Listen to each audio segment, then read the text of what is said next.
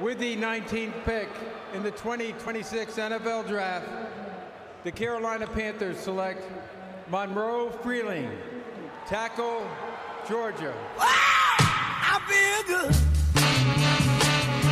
The Carolina Panthers have selected offensive tackle Monroe Freeling from the University of Georgia with the 19th overall pick in the 2026 NFL Draft.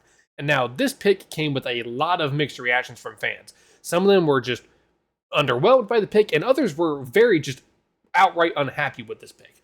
But I'm here to explain to you why this pick is probably going to be very good for the Carolina Panthers, has a lot of upside and a lot of value at the pick that we got him at, and why he could be a dog for the Carolina Panthers in the coming years.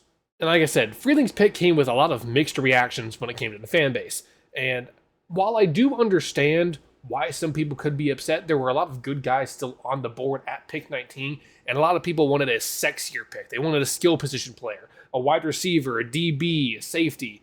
But I understand why we didn't go that way. And I will also be the first to admit that I was one of those people who, when the pick was announced, was a little bit standoffish about it. And my main reasoning came from the fact that I was crushing really hard on the safety from Oregon, Dylan, name I cannot pronounce for the life of me.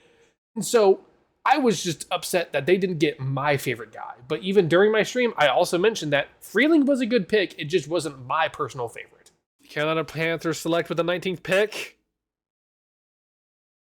Monroe Freeling, offensive tackle.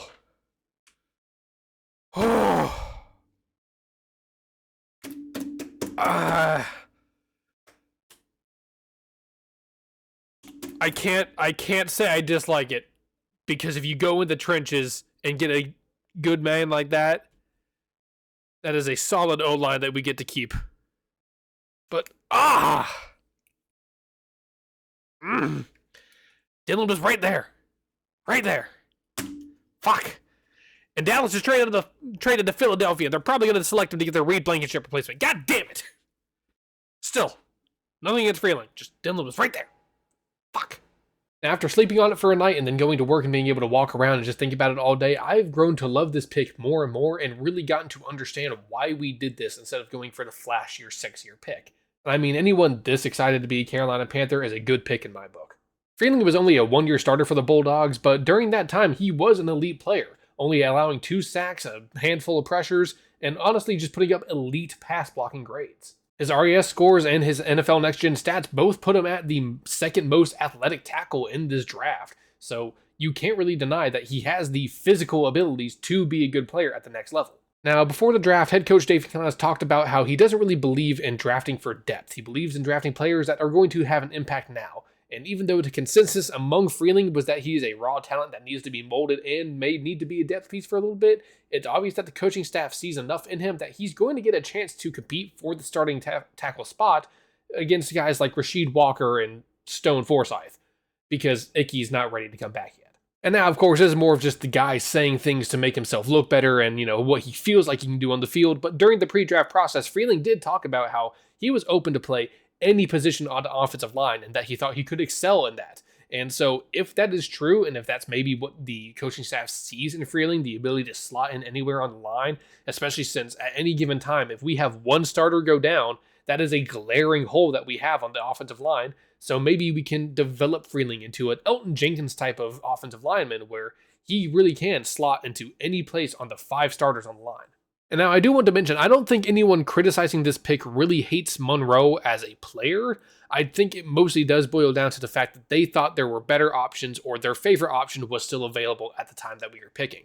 With players like Conception and then Lemon, and of course my draft crush Dylan, name I'm not even going to try to pronounce, I can understand why you would be upset to grab an offensive tackle when we already have a good offensive line when these guys are still on the board. But something to have in mind is that the run on tackles was already started. The first tackle to go off the board went to the Browns at 9 and Spencer Fano, so it was a matter of time before all the elite tackle prospects were going to be off the board. And even though, yes, there were guys that were still going to be very good and will probably be stars in the league available at 19, you weren't going to get a lot of time to get your next tackle that you're going to need to fill on the team in the later rounds. That just wasn't going to happen. All the tackle prospects were going to go in the first. There's still a lot of talent in wide receiver and secondary to go around in this draft, and I understand that we're probably going to see the Panthers pick a few skill guys come rounds 2, 3, 4, 5, 6, 7.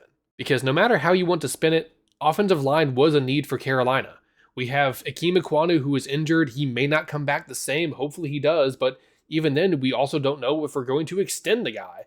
And then, yeah, sure, we gave Rasheed Walker a 1-year contract, but you have to think there's a reason that Green Bay didn't bring the guy back in and why he's on a 1-year prove-it deal. And then you have Taylor Moton. Moton's a great guy, been a mainstay on the offensive line forever, but he's not getting any younger. So you're going to have to start preparing for his replacement as well, whether he retires soon or if the Panthers just don't bring him back. The Panthers should absolutely bring him back. He needs to retire Panther. But focusing really on the fact that we just do not know who our starting left tackle is going to be to start the season, you have to understand that grabbing Freeling at 19 just wasn't a bad pick, and it was great value for a guy who was so athletically gifted at the position. You cannot, in good faith, go into this next season having your starting left tackle battle be only between a guy like Rasheed Walker and fucking Stone Forsythe. I genuinely believe that in 4 years, we're going to be looking back on how angry people were at this pick, and we're just going to laugh because he's going to end up being a mainstay offensive lineman for us. Whether or not is that we let Icky go and he's our left tackle, or Taylor Moton retires and he goes over to the right. I just think he's going to be a great player, and maybe we even see him slot in at center and he battles Luke Fortner for the position. I have no idea what their plans are for him, but with how well our offensive line has improved under Canales and all the different O-line coaches, all the coaches that we have in general on the offense, gelling them together well, how Damian Lewis, Robert Hunt have been working well for us, I'm excited to see what they do, and I trust our O-line coaches to get the best out of Freeling. So overall, he's big, he's talented, and I think we have the staff that will be able to polish out what needs to be polished, what needs to be rounded out, and make him a mainstay for this offensive line, whether that be at the tackle position or on the interior. So welcome to Carolina, Monroe. We're lucky to have you. Thank you all very much for watching. I know it's been a little bit of a quick analysis video, but I got a job to do. I got life outside of this. So if you made it all the way to the end, I appreciate it, and I'll see you next time. Goodbye.